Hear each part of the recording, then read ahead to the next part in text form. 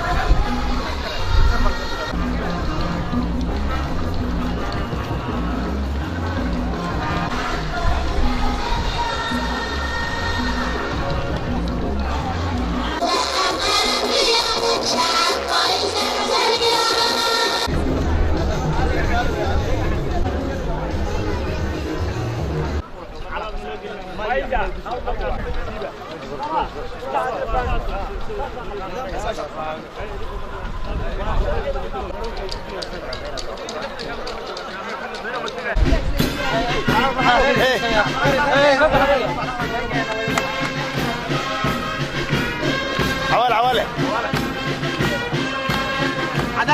عداني لا جاي انا وين عداني ما في صبر هنا على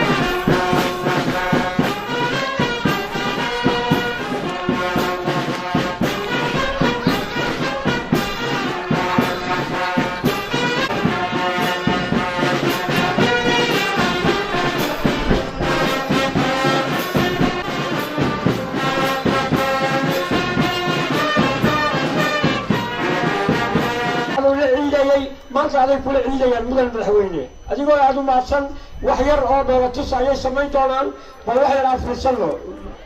soco macali cabdullaahi aawe soco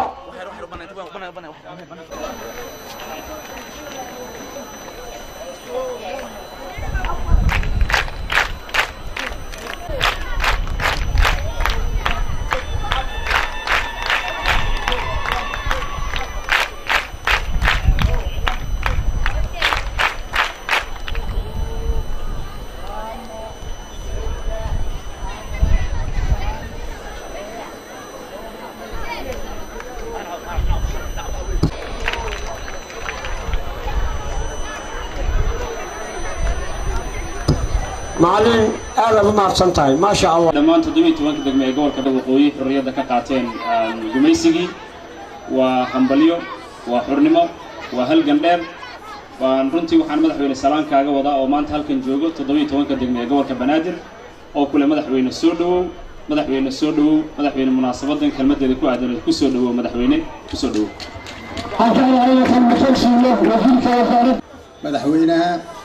جمهورية الفدرالية الصومالية قدوميها قبل كأنا دوقة مجالدها مقدشو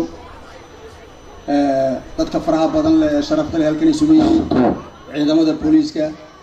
ciidamada kale ee saraakiisha halkan isugu timi ummadda Soomaaliyeed السلام عليكم ورحمة الله وبركاته. مدن مدحوينه maanta waa maalintii ugu horeysay ee dadka Soomaaliyeed ku toosan iyagoo xor ah. maalintii ugu horeysay ummadda Soomaaliyeed ku soo toosan iyagoo xor ah waa maalintii maandeeq dhalatay waa maalintii calanka xalay saad u taagtay loo taagay waxa weeyaan 9 saacadood ee ugu horeeyay ee ummadda Soomaaliyeed xornimadeeda ayaa ku jira mudane madaxweyne dagaal fara badan baa la soo galay xornimo ayaa laynoo dhiibay oo la isku soo dhiibay xornimada hanashadeedii haynteedu wax fudud ma aha inagay gacanteena ku jirtaa mudane madaxweyne dadka Soomaaliyeed bay gacantooda ku jirtaa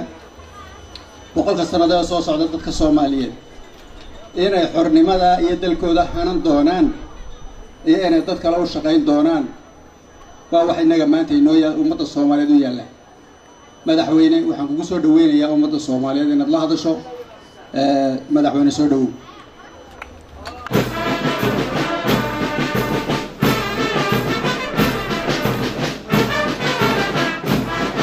الرحيم وزير قلها وزير هذا قدوميها قبلك تلياشة عيدماذا هكذا نجوغة عيدماذا قلب كسيدة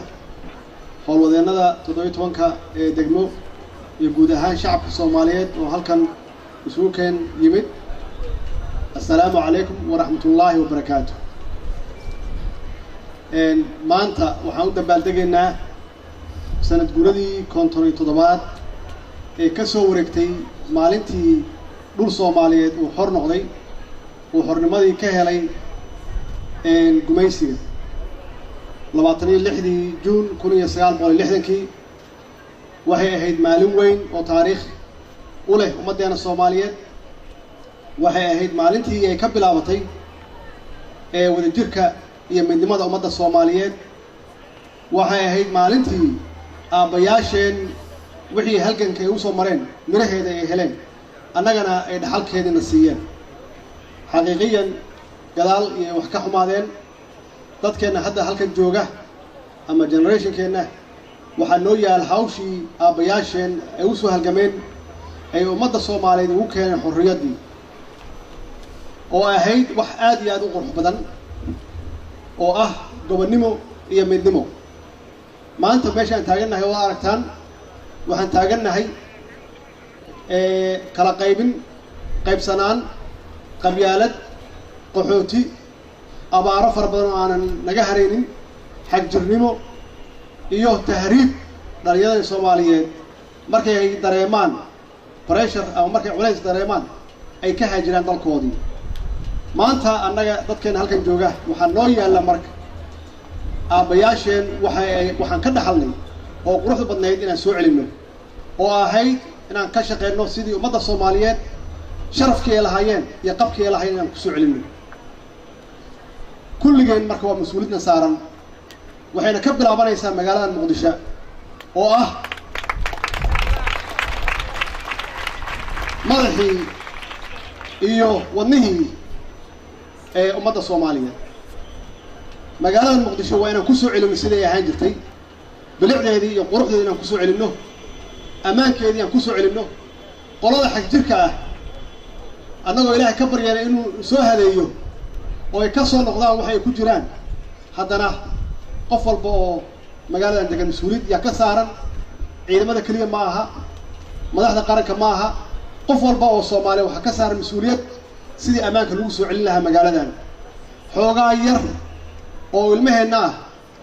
Soomaali uma diidi karaan horumar uma diidi karaan magaaladan sidii ahayd uma diidi karaan quruxdii iyo sharafkii aan lahayn uma diidi karaan waa inaan u wada istaagno kulligeen sidii aan magaaladan nabadgelyo ugu soo celin lahayn waa inaan u istaagno inaan ka shaqeyno wadajirkeennii iyo midnimadeennii ummadda Soomaaliyeed meel kastaba sidii aan uga shaqeyn lahayn walaalayaalow sanadkiisana Ilaahay waxaan ka rajeynayaa waan Ilaahay ka baryanaa inuu nagu gaarsiiyo annagoo mid ah annagoo sidaan si ka fiican ah annagoo dalkan u wada shaqeynay oo meel fiican soo gaarsiinay dalkan waxaan uga baxay hadalkayga ciid mubaarak hambalyo insha Allah Soomaaliya waa guulaysanaysaa Soomaaliya Allah ha nooleeyo Soomaaliya ha noolaato idinkana noolaada والسلام عليكم ورحمة الله وبركاته.